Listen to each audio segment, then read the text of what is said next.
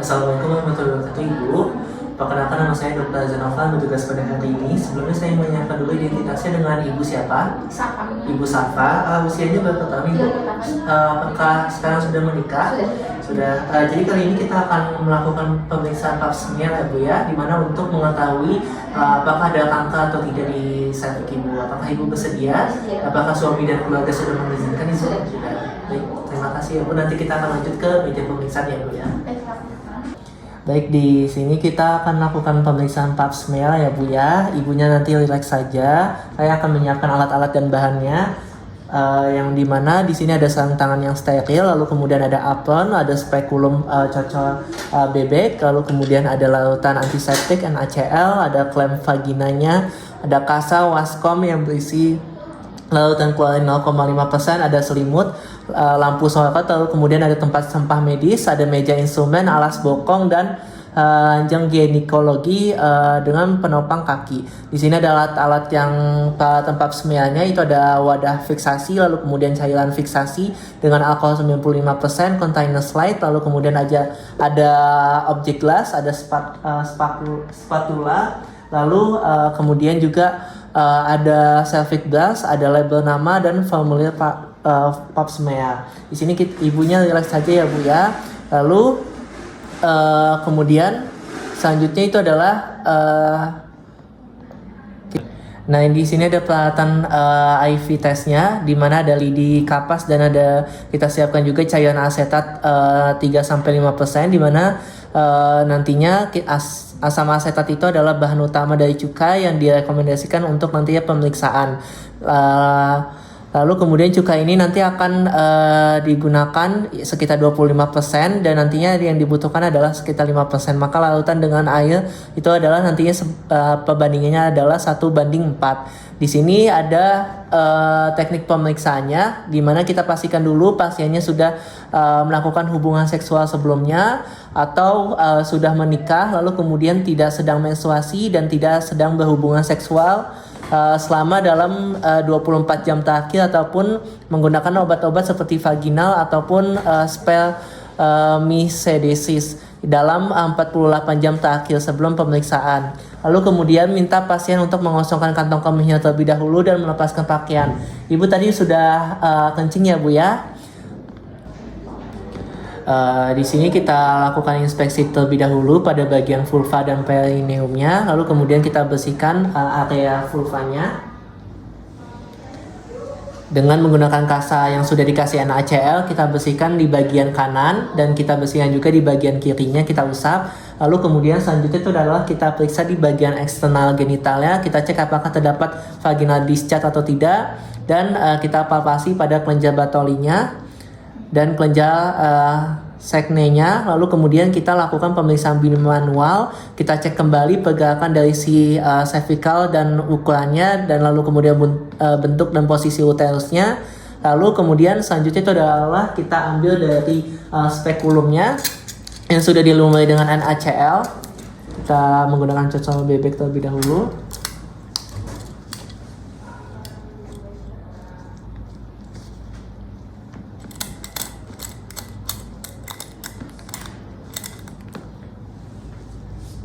Lalu kemudian selanjutnya itu adalah kita ambil dari spekulumnya ke dalam, kita masukkan spekulum ke dalam vaginanya dengan tangan kanan, dan kita masukkan ke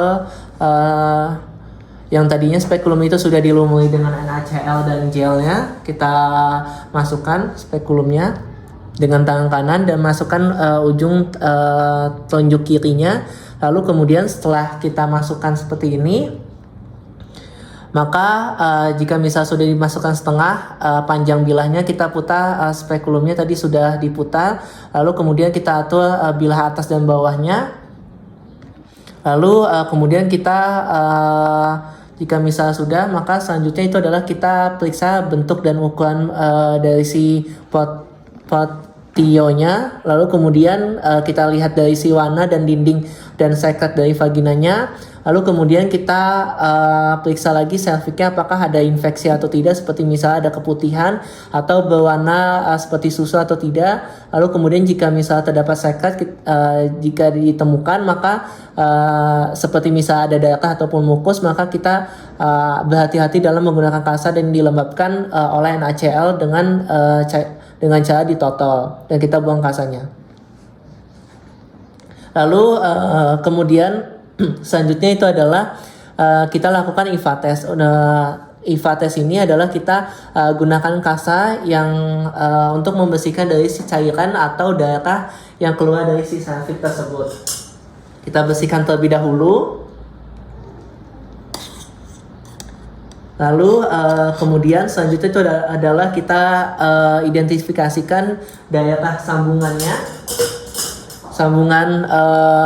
squamocolumnanya sebelum melakukan IVA test. Lalu kemudian jika misalnya tidak menemukan daerah SSK-nya, maka kita hanya lakukan pap smear. Lalu kemudian selanjutnya itu adalah kita masukkan lidi. Kita masukkan lidi yang telah diberikan asam asetat 3-5% ke dalam vagina sampai nantinya menyentuh ke polio. Lalu kemudian selanjutnya itu adalah kita oleskan lidi kapasnya kepada permukaan SSK potionya, dan selanjutnya itu adalah kita buang lidi kapas yang telah digunakan ke tempat sampah. Lalu kemudian kita tunggu minimal 1 menit agar si asam asetat yang tersekap itu nanti akan adanya perubahan gambar seperti adanya berwarna putih. Lalu kemudian selanjutnya itu adalah kita periksa lagi bagian sambungan dari SSK-nya, apakah cervixnya itu mudah berdarah atau tidak. Lalu kemudian kita periksa secara visual setelah selesai. Lalu kemudian selanjutnya setelah pemeriksaan selesai, maka kita lepaskan dari pengungkitnya ini dan kita keluarkan spekulumnya secara perlahan. Jika misalnya si IVA testnya itu positif, jika misalnya IVA testnya itu positif, maka kita akan rujuk ke dokter spesialis obgyn. Jika misalnya nanti IVA testnya negatif, kita berarti pemeriksaannya telah selesai. Lalu kemudian nantinya kita akan larutkan di dalam larutan klorin selama 10 menit. Lalu kemudian selanjutnya itu adalah pemeriksaan pap smear. Nah, pemeriksaan pap smear ini kita akan tulis identitas pasien terlebih dahulu di objek gelasnya seperti nama, nomor rekam medis, dan tanggal lahirnya. Lalu kemudian bismillahirrahmanirrahim kita mulai ya Bu ya untuk pemeriksaannya. Maka selanjutnya itu adalah kita akan masukkan spatula secara hati-hati. Kita masukkan cocok bebek dulu terlebih dahulu.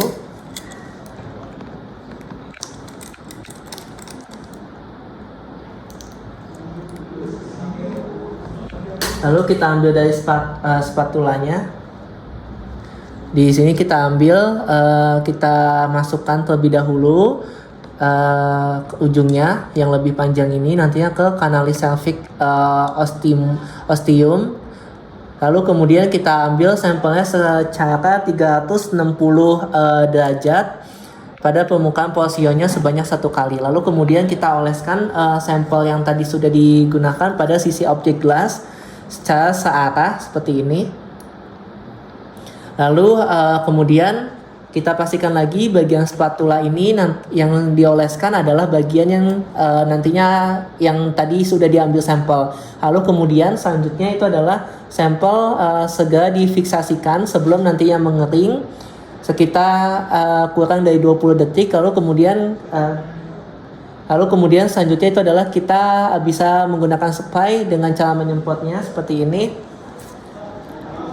Lalu kemudian dari jarak 20-25 cm kita semprotkan. Lalu kemudian bisa juga direndam ke wadah yang mengandung etil alkohol 95% selama 95 menit. Lalu kemudian kita biarkan sampai mengering. Lalu kemudian selanjutnya itu adalah pengambilan dari sampel endocervixnya, kanalisnya bisa diambil dan menggunakan citobas dengan cara memutar seperti ini.